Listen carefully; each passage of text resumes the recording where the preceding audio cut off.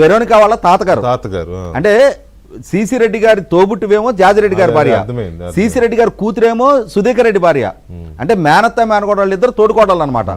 అంతటి సన్నిహిత సంబంధాలు ఉన్న, అంటే సిసి రెడ్డి గారి హయాంలోనే రాజశేఖర రెడ్డి గారు ముఖ్యమంత్రిగా ఉండగానే ఈ సోదరులు ఇద్దరు సౌత్ ఆఫ్రికాలో డిస్టిలరీస్ ఎస్టాబ్లిష్ చేయగలిగారు.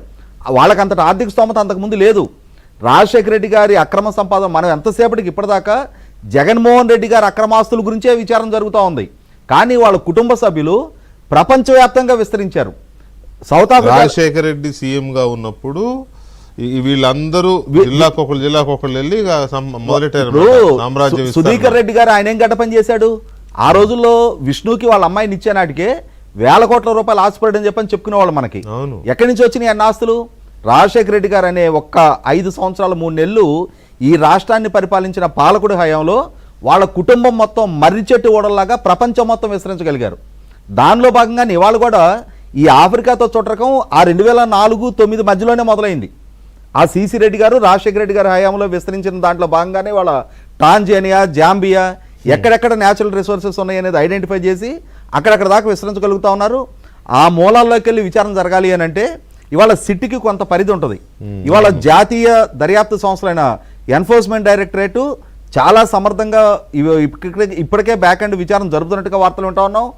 దీన్ని ప్రాపర్గా క్రాక్ చేయాలి అని అంటే అసలు సిసల మూలాల్లోకి వెళ్ళి అసలు దోపిడీదారుడు, మనం ఎంతసేపటికి ఏంటంటే కొంచెం పాలిష్డ్గా అంతిమ లబ్ధిదారుడు అని మాట్లాడుతున్నాం. వీళ్ళేం ఓల్డేజ్ పెన్షన్కి అప్లై చేశారు లబ్ధిదారుడు అనుకోవటానికి. అంతిమ దోపిడీదారుడు, అంతిమ దోపిడీదారుడు. ఈ అంతిమ దోపిడీదారుణ్ణి ఖచ్చితంగా చట్టం ముందుకు తీసుకురావాల్సిందే. వాళ్ళు ద్వారా జరిగిన వేల కోట్ల రూపాయల దోపిడీ ఈ 21 సంవత్సరాల కాలంలో వందల వేల కోట్ల స్థాయికి ఎంతమంది ఎమర్జ్ అయ్యారో వాళ్ళందరికీ ఉన్న ఆర్థిక మూలాలు ఒకటే. ఇవాళ హైదరాబాద్లో చాలా రియల్ ఎస్టేట్ కంపెనీల్లో వాళ్ళ బినామీ పెట్టుబడులే ఉన్నాయి. ఆ బినామీ పెట్టుబడుల మాటని ఇక్కడ చాలా షార్ట్ స్పాన్లో చాలా వేగంగా ఎదిగిన వాళ్ళు చాలామంది ఉన్నారు. 100% వీటిని అన్నిటినీ ఛేదించాల్సిందే. ఇన్ని వేల కోట్ల రూపాయల అధికారాన్ని అడ్డు పెట్టుకొని వీళ్ళు సంపాదించిన సంపాదన ఏ రూపంలో రేపు రోజున జప్తు చేయబడుతుంది, ఏ రూపంలో వీళ్ళని చట్టం ముందుకు దోషులుగా ఎస్టాబ్లిష్ చేయగలుగుతారని స్పష్టంగా ఇవాళ ప్రజలు కూడా ఎదురు చూస్తూ ఉన్నారు. సాగర్ గారు ఒక్క మాట చెప్తాను నేను. ఇందాక మన బారు గారు అన్నట్టుగా ఆయనేమి మాట తప్పలా మడం తిప్పలా, ఆయన ఖచ్చితంగా మాట నిలబెట్టుకున్నాడు. ఏం చేశాడు? మద్య నిషేధం చేస్తా అన్నాడు. అప్పటి వరకు ఉన్న మద్యం బ్రాండ్లన్నీ రద్దు చేశాడు. అప్పటి వరకు ఉన్న డిస్టిలరీ యాజమాన్యాల మొత్తాన్ని తప్పించేసి కొత్త యాజమాన్యాన్ని తెచ్చుకున్నాడు. అప్పటి వరకు అమల్లో ఉన్న ప్రైవేటు రీటైల్ వ్యాపారాన్ని మొత్తాన్ని రద్దు చేశాడు. అంతే తప్ప ఆయన అసలు సిసల మద్యం వ్యాపారం రద్దు చేయలే. మద్యం కొత్త బ్రాండ్లని ఇంప్లిమెంట్ చేశాడు. మద్యం డిస్టిలరీలు కూడా కొత్త యాజమాన్యాలకు అప్పచెప్పాడు. వీళ్ళ ద్వారా ఒక నెక్సస్ ఏర్పాటు చేసుకొని 5 సంవత్సరాల కాలంలో వేల కోట్ల రూపాయల అక్రమాలకు పాల్పడ్డారు. ఇప్పటి వరకు జరిగిన ఈ బెవరేజెస్ కార్పొరేషన్ ద్వారా జరిగిన అధికారిక కొనుగోలు మీద జరిగిన మామూలు అంశం పక్కకు పెట్టి ప్రభుత్వం చంద్రబాబు నాయుడు గారు ముఖ్యమంత్రికి అసెంబ్లీకి ఇచ్చిన వైట్ పేపర్లో మెన్షన్ చేసిన 654 షాపుల్లో నాన్ డ్యూటీ పెయిడ్ లిక్కర్ అమ్మారు అని చెప్పని వార్త ఉంది. అది చంద్రబాబు నాయుడు గారు అసెంబ్లీకి తెలియజేశారు. దాని మూలాల్లోకి వెళ్ళి విచారణ జరపాలి.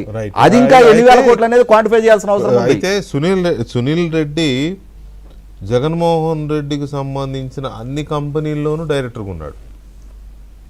దాదాపుగా అన్ని, ఆల్మోస్ట్ కొన్ని భారతి గారి పేరు మీద ఉండొచ్చు కంపెనీలో, కొన్ని జగన్మోహన్ రెడ్డి గారి పేరు మీద ఉండొచ్చు. కానీ అన్నిట్లోనూ సునీల్ రెడ్డి కామన్గా ఉంటాడు.